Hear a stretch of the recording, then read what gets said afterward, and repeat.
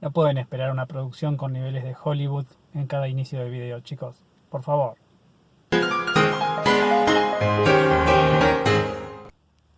Nos encontramos nuevamente en interacción humano-computadora para seguir hablando del diseño centrado en el usuario. En el capítulo anterior hicimos un repaso general, una visión general de lo que es esta metodología o esta filosofía de trabajo que es el diseño centrado en el usuario. Hoy vamos a entrar a hablar en detalle de la primera parte, lo que en la última clase mencioné, llamamos la parte de descubrimiento. Imaginen la situación en la cual nosotros queremos empezar a hacer un desarrollo, tenemos un desafío por resolver y lo queremos hacer con un diseño centrado en el usuario. ¿Qué hacemos? ¿Por dónde empezamos? ¿Cómo nos organizamos? Y acá es donde hacemos la parte del descubrimiento.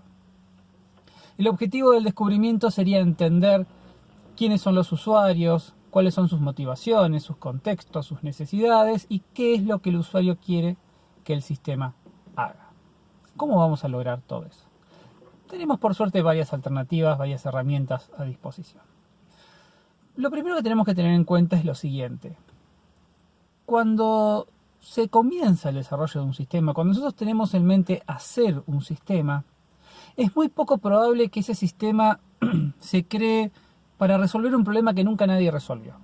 Es decir, cuando nosotros diseñamos, desarrollamos un sistema, lo hacemos, en la gran mayoría de los casos, para reemplazar un sistema informático que ya existe o reemplazar un sistema que no era informático por un sistema informático. Entonces, en ese contexto lo que tenemos que entender es que al momento de encarar este nuevo sistema, ya existe un sistema. Puede ser informático o no, pero ya hay un sistema que está permitiendo que la gente haga lo que yo quiero que mi sistema haga. Mejor, peor, habrá que ver cuál es la motivación por la cual nosotros queremos hacer este sistema, que es parte de lo que vamos a descubrir. Pero ya existe un sistema. Si ya existe un sistema, eso quiere decir que ya existen usuarios.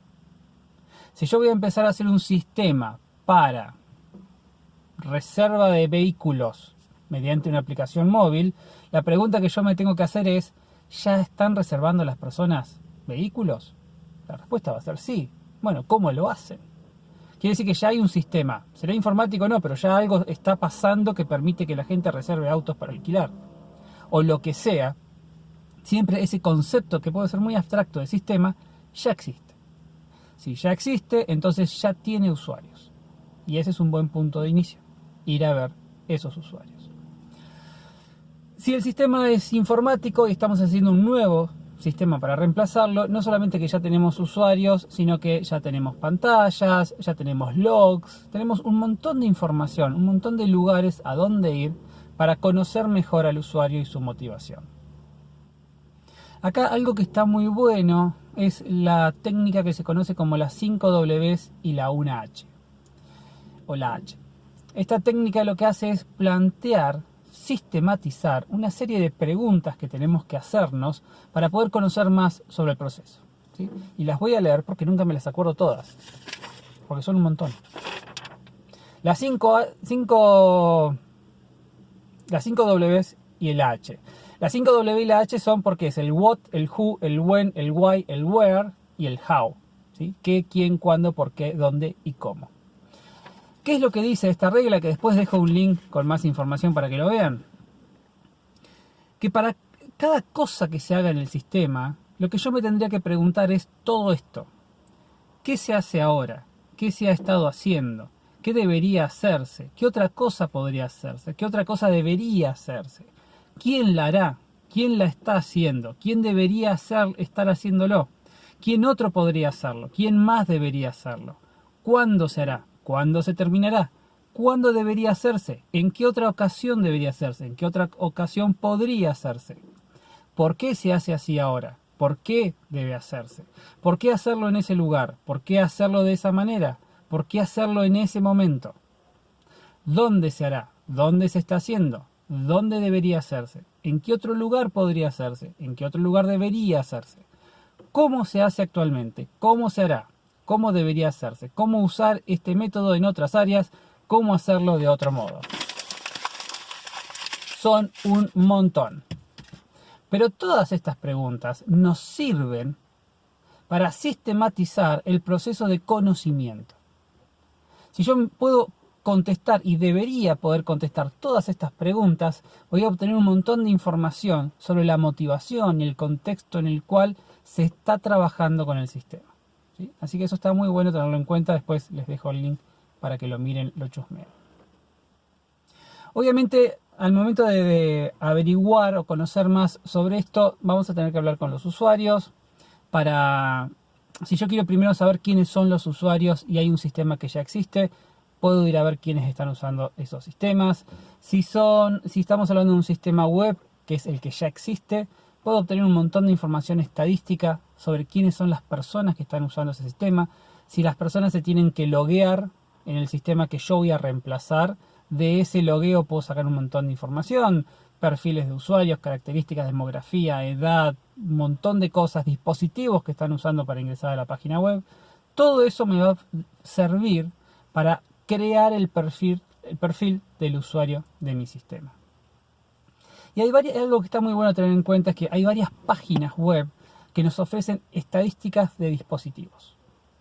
Por ejemplo, imagínense que yo quiero desarrollar una aplicación web para el mercado argentino. Entonces, quiero hacer que esta aplicación web sea accesible a través de dispositivos móviles. Lo primero que yo me tengo que preguntar en ese sentido es decir, bueno, ¿para qué dispositivo voy a diseñar esto? Probablemente lo haga para que se adapte, pero si yo tuviese que pensar en decir, bueno, ¿cuál es el dispositivo más usado en el país? ¿Puedo tener esa estadística? Y la respuesta es que sí, hay páginas como esta que ven acá, que yo puedo definir, bueno, quiero saber características de dispositivos en Argentina, y me dice, este es el mercado de Argentina. Características de pantallas de los dispositivos que se usan en Argentina, y me dice, estas son las características, estas son las estadísticas. Ahí es donde yo puedo ver, por ejemplo, que en realidad el porcentaje de personas que tienen dispositivos móviles con pantallas de alta definición en la Argentina es muy bajo. Entonces yo puedo diseñar una pantalla que es fabulosa, divina, excelente, que requiere un celular con una pantalla de 8K. Está bárbaro, pero si en la Argentina el 70% de la población no tiene una pantalla de 8K, ¿cuál es el sentido de eso? ¿Realmente tiene sentido hacer eso? A menos que yo esté apuntando a un mercado muy particular. Que yo pueda definir, asegurar que el perfil del usuario que va a usar mi aplicación es un perfil de usuario que es muy probable que tenga un celular con pantalla de 8K. Son un montón de cosas que hay que tener en cuenta. Pero es parte del proceso de construir el perfil de mi usuario o mis usuarios. Y esto está bueno, es un muy buen ejercicio para hacernos. Va a definir un montón de información que nosotros vamos a usar y vamos a aprovechar. Entonces, lo que yo tengo que hacer si quiero conocer a mi usuario es hacer todo esto, reunirme con la gente que trabaja, si ya existe este sistema, reunirme con esta gente que trabaja en este sistema, ver la experiencia que tiene esta gente, ver sus logs, ver los registros que tengan de logueo, de registro de usuarios, para poder sacar información de ahí, siempre y cuando pueda, obviamente. Voy a tener muchas reuniones, voy a definir muchos, los que se llaman los focus group, para poder tener información de ellos. Algo que también se suele hacer es lo que es la parte de observar a los usuarios trabajando con el sistema. Si yo tengo que hacer un sistema para una empresa de correo, algo que está muy bueno es poder ver al usuario cómo está usando el sistema que existe actualmente, seguirlo, ser la sombra de la persona durante un día para ir viendo cómo trabaja, qué dispositivos usa, qué restricciones tiene. Todo eso es algo que nosotros vamos a ir anotando. Después en el próximo video vamos a ver cómo anotamos todo esto. Y es un input muy importante si estamos apuntando a la usabilidad. Y acá aparece una técnica que a mí me gusta mucho, que es para descubrir qué funcionalidad quiere el usuario del sistema. Esta técnica es una variante de algo que se conoce como card sorting. Después les dejo el link también para que vean un poco más sobre esto. Pero que a mí particularmente me gusta mucho y voy a pasar a contarles cómo sería. Es medio largo, paciencia, pero está bueno. Imaginen esta situación. Yo tengo una empresa que desarrolla software. Viene el gerente de sistemas de un supermercado con la propuesta o la necesidad de un nuevo sistema para las cajas. Bien, nosotros decimos vamos a hacerlo, pero lo vamos a hacer con diseño centrado en el usuario. Ahora bien, el gerente de sistemas, que es nuestro cliente, seguro nos va a decir todas las cosas que tiene que tener el sistema. Hasta probablemente nos dé un listado muy bien formateado y tabulado de todas las funcionalidades que tiene que tener el sistema. Pero nosotros vamos a decir gracias primero, seamos amables, gracias, pero lo vamos a encarar distinto. Nosotros lo vamos a hacer con diseño centrado en el usuario. Entonces lo que nosotros vamos a hacer es buscar usuarios, que en nuestro caso van a ser las personas que están en las cajas. Y nos vamos a traer varias de estas personas. De vuelta, recuerden lo que dije en el primer video, el talón de Aquiles de todo esto es tener un usuario que quiera participar. Necesitamos la buena onda de la gente. Entonces nos traemos, supónganse 12, 13 personas. Para el ejemplo imaginemos que tenemos 6 usuarios. Trabajemos con 6 usuarios así queda más fácil. 6 usuarios. Los ponemos todos en una mesa redonda, les agradecemos mucho que hayan venido, café, facturas, los tratamos muy bien como corresponde.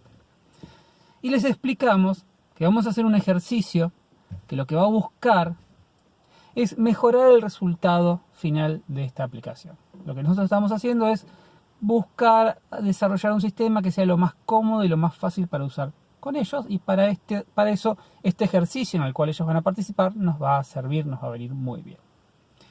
Para este ejercicio lo que vamos a necesitar son lapiceras, una lapicera para cada persona, clips y un montón de papelitos.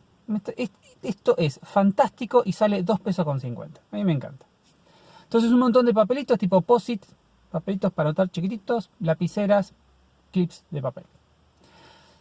Entonces ahora lo que vamos a hacer es lo siguiente. Le vamos a pedir a todos los usuarios que por favor, le vamos a contar, vamos a hacer un sistema nuevo para las cajas. Queremos que por favor nos escriban en los papelitos qué funcionalidades, qué cosas ellos consideran que este sistema debería hacer. Y lo que le vamos a pedir, y esto es muy importante, que por favor escriban una cosa por papelito. Entonces, si alguien está pensando, el sistema debería permitir ingresar la tarjeta de crédito del cliente. Y además debería permitir ver cuántos descuentos tiene para la compra. Perfecto, son 2 cosas, pedimos que la anoten en 2 papelitos distintos. Entonces lo que nosotros buscamos es que cada persona que está en esta actividad escriba en los papelitos funcionalidades que considera que debería tener este sistema. Y lo que es muy importante es una funcionalidad por papelito. Acá hay que intentar explicar que no estamos buscando características del sistema. Acá si alguien dice, quiero que sea fácil de usar, está bien, no es lo que estamos buscando que escriban, pero si lo escriben está perfecto. Regla de oro, el usuario nunca se equivoca. ¿Sí? ¿Lo escribieron? Está bien, no hay problema.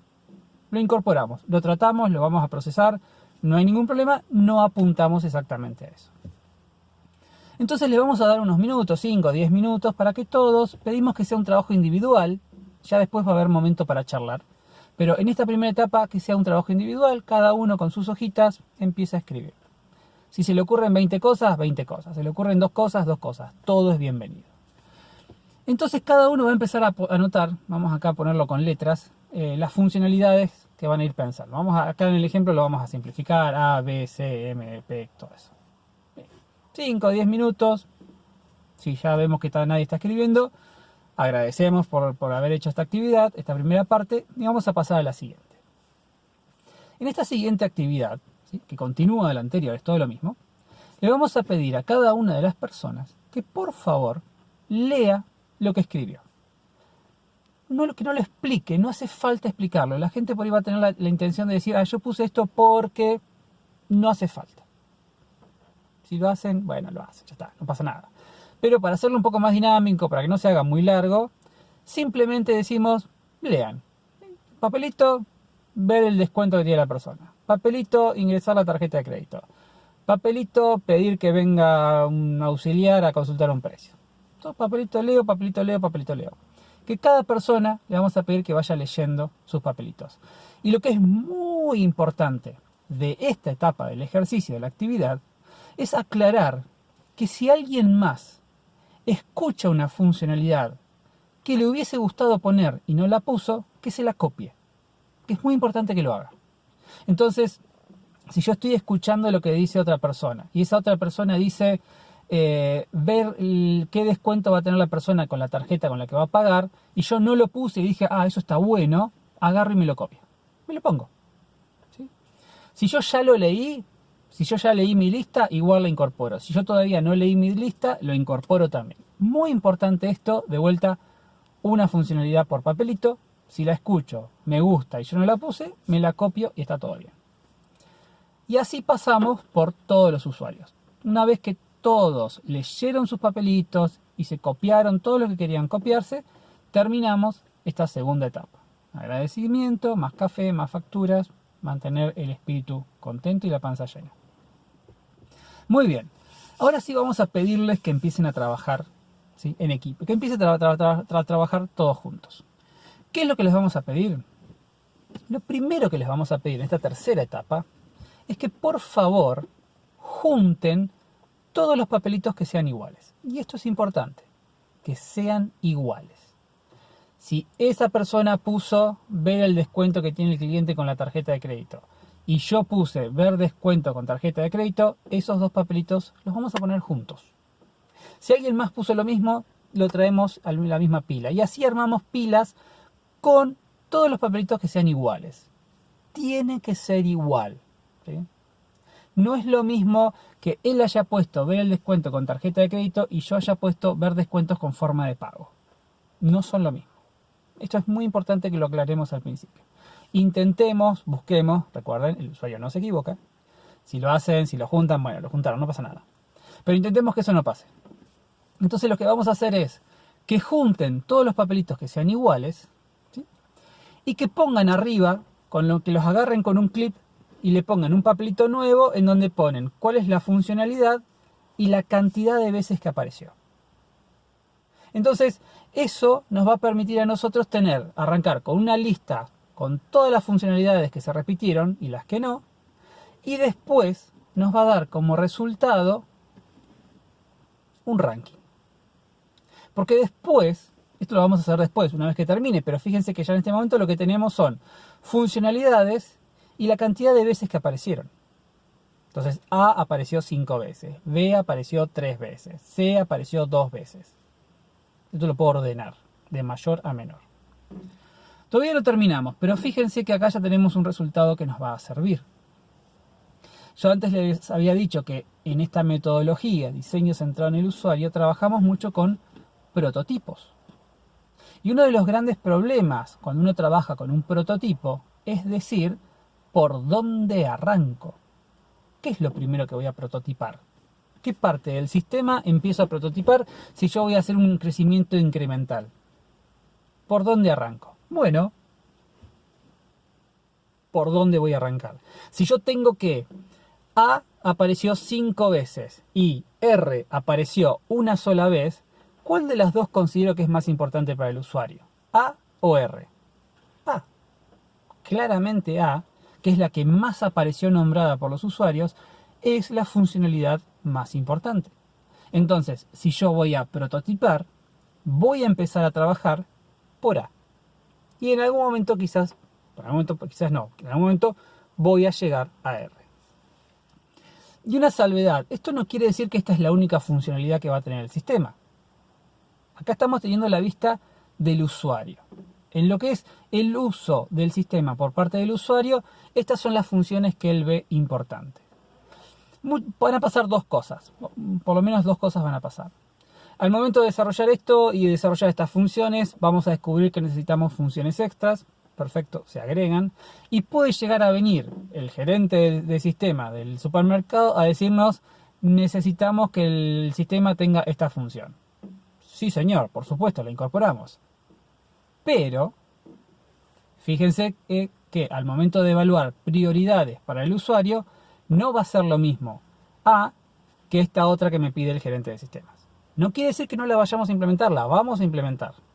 Pero en un diseño centrado en el usuario, vamos a empezar por la A y después vamos a incorporar esta otra que nos pide el gerente del sistema. A menos que nos diga pongan esta o los despido, y ahí sí arrancamos por eso, no hay ningún problema. Pero en general vamos a seguir este ranking. Bien, como les decía, todavía no terminamos con la actividad, estoy adelantándome a los resultados. Pero ya esto está bueno, este ranking sirve un montón para organizarse. Una vez que hicieron el ranking, y está todo bien, les agradecemos, café, comida, les vamos a pedir que una vez que tienen los toquitos de papeles con las funcionalidades iguales, más las otras que quedaron sueltas, que empiecen a armar grupos, como ellos quieran, como ellos vean que van los grupos. La idea es hacer varias iteraciones de grupos. Yo puedo decir, bueno, para todo este ejemplo que tengo acá, yo tengo anotado acá el ejemplo, por eso estoy mirando, porque si no me lo olvido. Tengo 4 grupos, T1, T2, T3 y T4. Perfecto. Vuelvan a armar otros grupos. Con estos grupos, lo que acá les pedimos es, junten los papelitos que forman un grupo, clip de papel, papel nuevo, nombre del grupo. Que el nombre del grupo lo decida el usuario, que ellos digan cómo se llama ese grupo.